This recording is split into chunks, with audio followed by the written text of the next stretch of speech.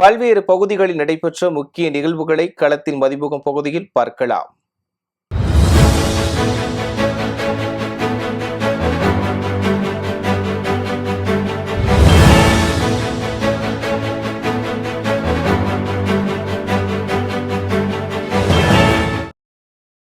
உலக பிரசித்தி பெற்ற திருவாரூர் தியாகராஜ சுவாமி கோவிலில் கொடியேற்ற விழா வெகு விமரிசையாக நடைபெற்றது. ஒவ்வொரு ஆண்டும் பங்குனி உத்திர திருவிழாவின் நிறைவாக ஆழி தேரோட்டம் நடைபெறுவது வழக்கம். இதன் தொடர்ச்சியாக கொடியேற்ற விழா நடைபெற்றது. இதில் சந்திரசேகரர், சண்டிகேஸ்வரர், அம்பாள், விநாயகர், முருகன் ஆகியோர் தேரோடும் வீதிகளில் கொடிசிலையை எடுத்துக்கொண்டு வீதி உலா வந்தனர். அப்போது கோவில் கோபுரங்களிலிருந்து மலர்களை தூவி கொடியேற்ற விழா வெகு விமரிசையாக நடைபெற்றது. கொடியேற்றத்தை தொடர்ந்து திருவாரூர் தியாகராஜர் கோவில் ஆழி தேரோட்டம் மார்ச் 29ஆம் தேதி நடைபெற உள்ளதாக முறைப்படி அறிவிக்கப்பட்டது.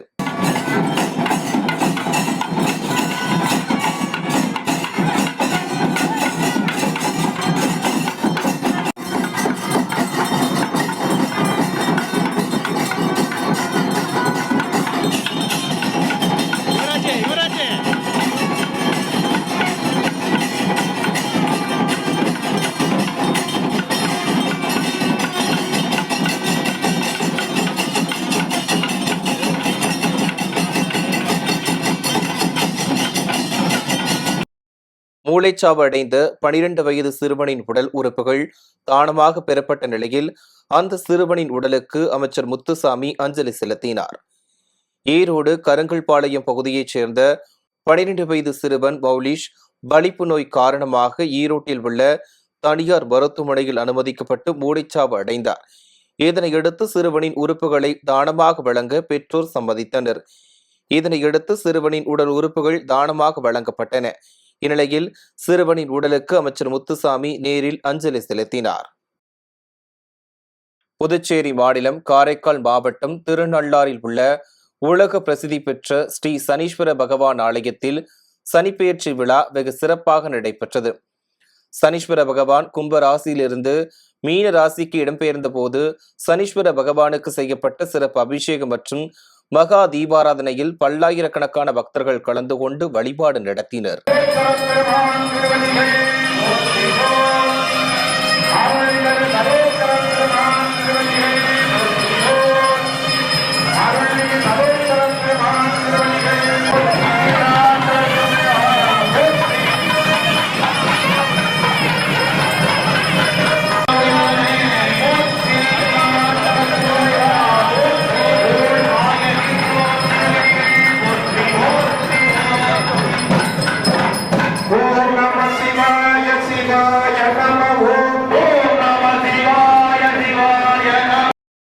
மயிலாடுதுறையில் புறவழிச்சாலை அமைப்பதற்காக கையகப்படுத்தப்பட்ட விவசாய நிலங்களுக்கு உரிய இழப்பீடு வழங்க கோரி விவசாயிகள் சாலை மறியல் போராட்டத்தில் ஈடுபட்டனர்.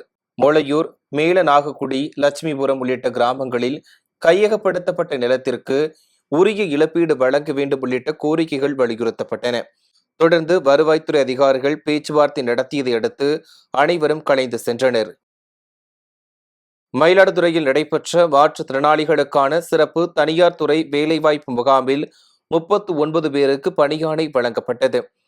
மாற்றுத்திறனாளி இளைஞர்கள் பயனடையும் வகையில் மாவட்ட வேலைவாய்ப்பு மற்றும் தொழில் நெறி வழிகாட்டு மையம், மாவட்ட மாற்றுத்திறனாளிகள் நல அலுவலகம் மற்றும் ரோட்டரி கிளப் ஆகியவை இணைந்து மாற்றுத்திறனாளிகளுக்கான சிறப்பு தனியார் துறை வேலைவாய்ப்பு முகாமை நடத்தியது.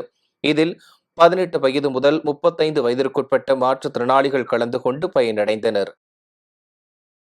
திருப்பத்தூர் மாவட்டம் ஆம்பூர் அருகே 6 யானைகள் விவசாய நிலங்களில் புகுந்து அட்டகாசம் செய்தன.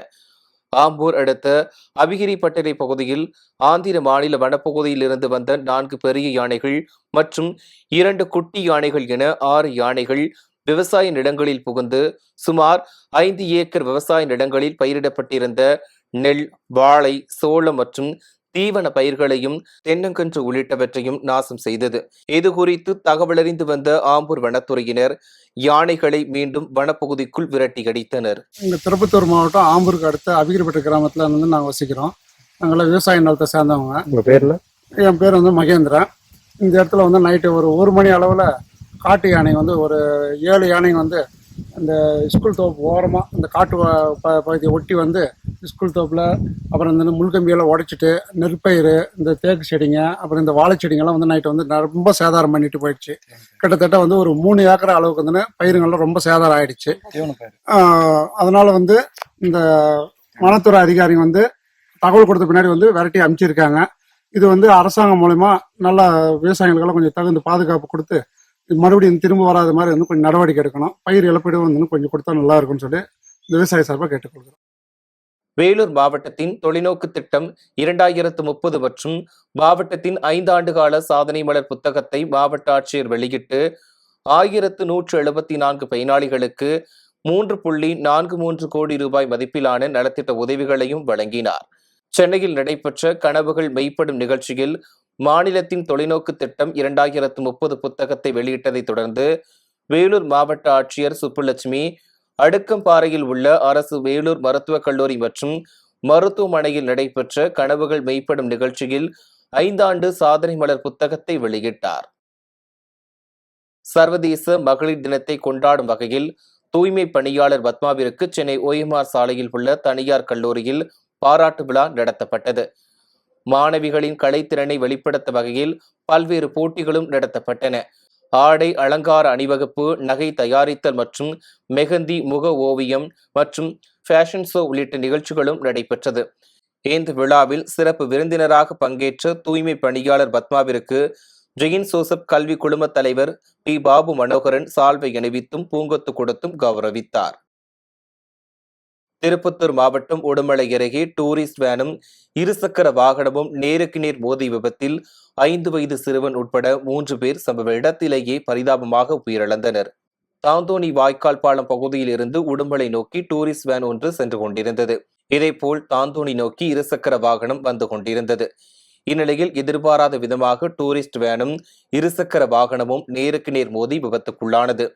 இந்த விபத்தில் தாந்தோணி பகுதியைச் சேர்ந்த துரைசாமி, அவரது மனைவி உஷாராணி மற்றும் அவர்களது 5 வயது மகன் துருவன் ஆகிய 3 பேரும் சம்பவ இடத்திலேயே பரிதாபமாக உயிரிழந்தனர்.